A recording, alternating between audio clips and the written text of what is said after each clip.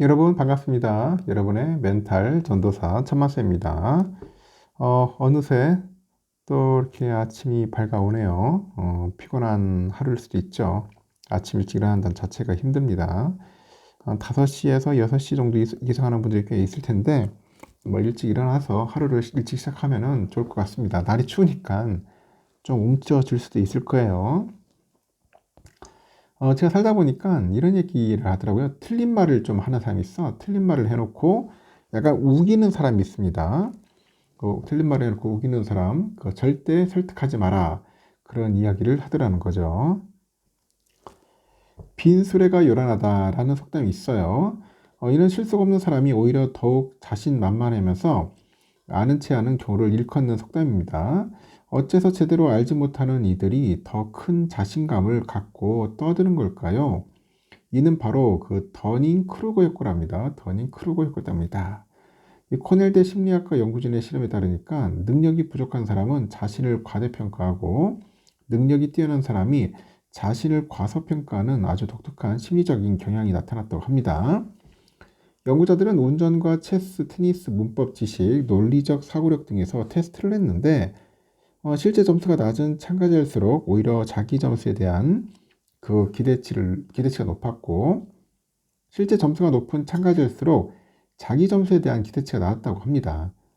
이처럼 조금밖에 모르는 사람일수록 오히려 자신감이 더 하늘을 찌르는데 연구진은 이를 우매함의 봉우리다.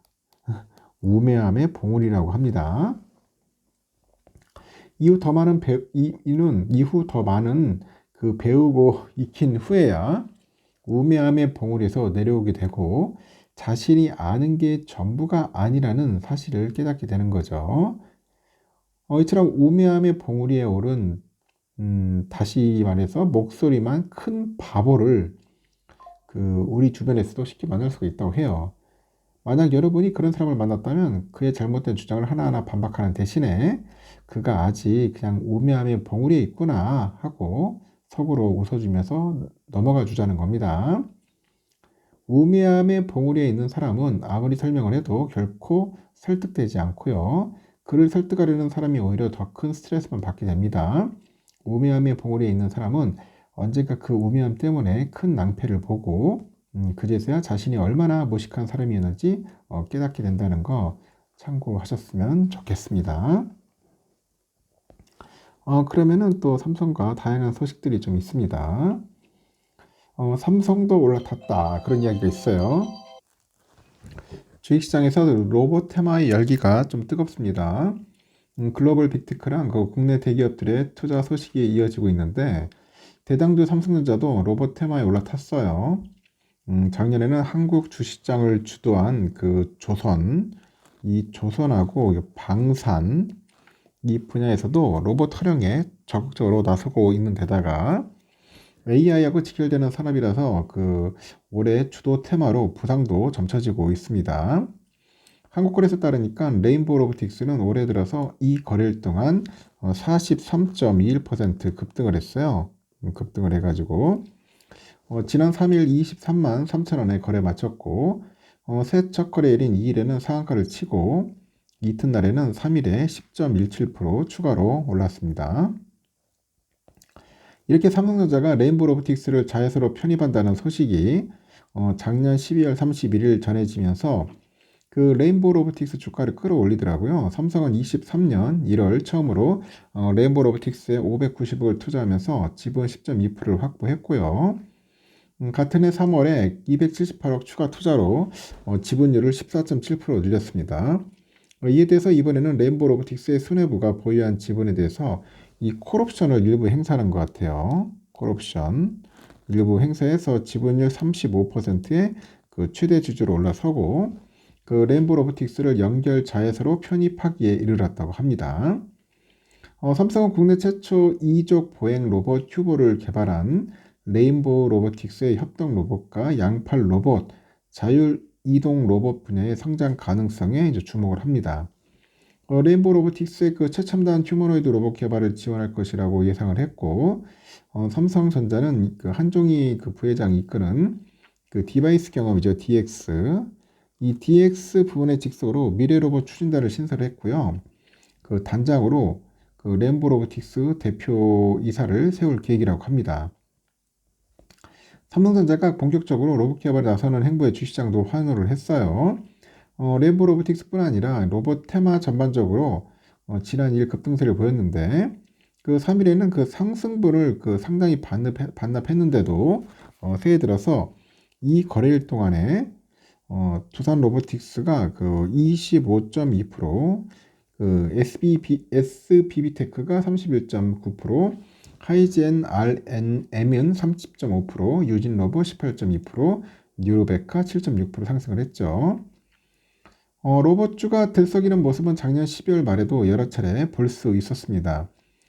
우선 조선소에서 선박 용접을 할 협동 로봇의 수요가 부각되다 보니 작년 12월 24일 레인보 로보틱스의 그 뉴로메카가 각각 8.09%, 그리고 16% 급등했고 HD 현대사모의 협동 로봇 입찰에서 덴마크 유니버셜 로봇, 뉴로메카, 레인보 로보틱스 등이 경쟁하고 있다는 소식이 전해지면서 급등을 하네요.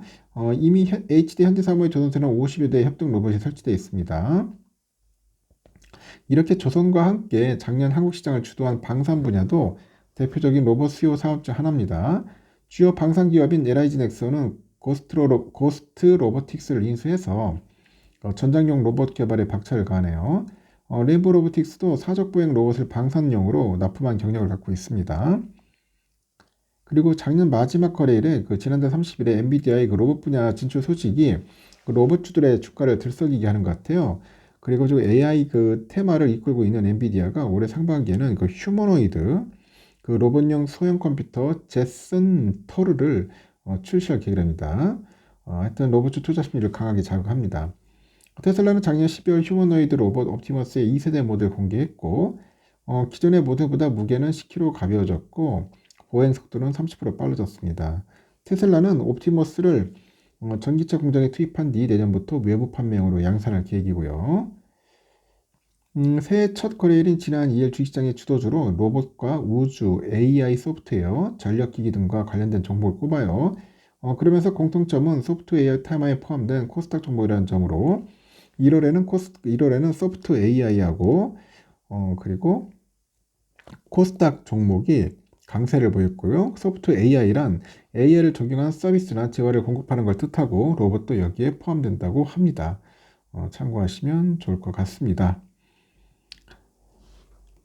그리고 또 보니까 애플이 경쟁 압박 심화에 11월에 중국 내 아이폰 출현에 급감을 했다고 하네요. 경제 전문 매체 CNBC에서 나온 것 같아요. 중국 정부 통신기술원 자료를 인용을 해서 11월 중국 내 해외 브랜드 스마트폰 출하량이 304만 대를 기록했다. 그런 이야기예요. 304만 대. 전년 동월 대비 47.4%, 전월 대비 51% 감소한 수치라고 합니다. 앞서 작년에 10월에도 중국 내 해외 스마트폰 출하량은 전년 대비 44.2% 감소했고요. 스마트폰 제조업체별 그 출하량은 공개하지 않았는데 중국 내 해외 스마트폰의 대부분은 아이폰이 차지하고 삼성전자와 같은 해외 경기사 출하량은 소규모에 불과합니다. 중국 현지 브랜드도 포함해서 11월 스마트폰 출하량은 전년 대비 5.1% 감소해서 2,961만 대 기록했고 중국은 세계 최대 스마트폰 시장이자 애플에는 미국과 유럽에 이어서 세 번째로 크네요. 애플은 중국에서 토종 브랜드와의 경쟁 심화로 고전하고 있고 특히 2019년 트럼프 1기 행정부 제재로 큰 타격을 입었는데 23년 여름 첨단 반도체를 탑재한 스마트폰 메이트 60을 선보여가지고 성공적으로 부활했습니다. 그 이후 중국에서 애국 소비 열풍이 불어서 화웨이가 출시한 스마트폰은 큰 인기를 얻고 있네요.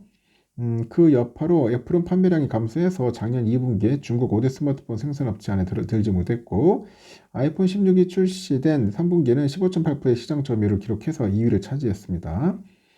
시장조사업체 IDC에 따르니까 3분기에도 중국 내 아이폰 판매량은 전년 동기 대비 0.3% 감소해서 화웨이는 42% 증가를 했습니다.